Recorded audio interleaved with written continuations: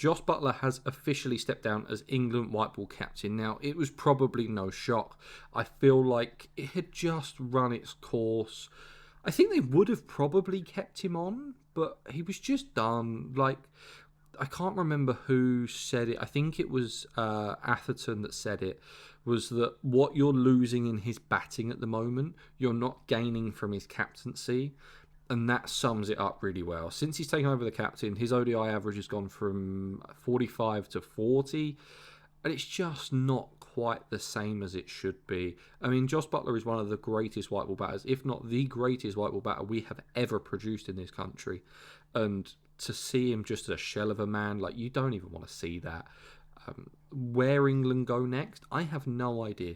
I genuinely don't know. I think there's 10 options that they could go for. If you want to look for someone in the team, you could go for Duckett, because he's probably the most informed player.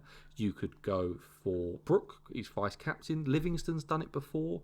Joe Root, maybe he wants another go at captaincy. You could go from players that are just outside the team, like a Sam Curran. You could go for someone completely different, like a Lewis Gregory or a James Vince or a Sam Billings, players that have captained their side at domestic levels. I mean, Billings has won like 2 or 3 franchise competitions in the last year.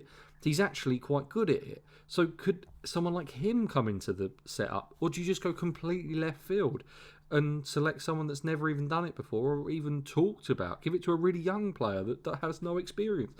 That's something that this setup would do.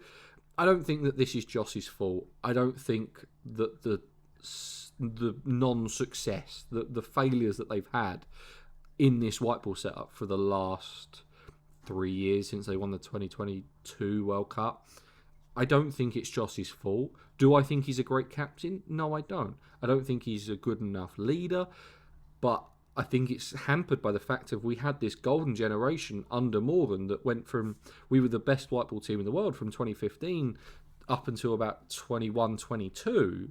That's kind of undisputed. We changed the game completely, and then all of a sudden it just changes. All these players lose form, retire, get past their primes, and all of a sudden those kids of the Pro 40, the ones that were playing genuine proper ODI cricket and smashing bilateral series and winning World Cups, they're all gone, and Jos Buttler was just there to pick up the pieces and taking over from England's greatest ever white ball captain, if not the greatest white ball captain there's ever been in cricket.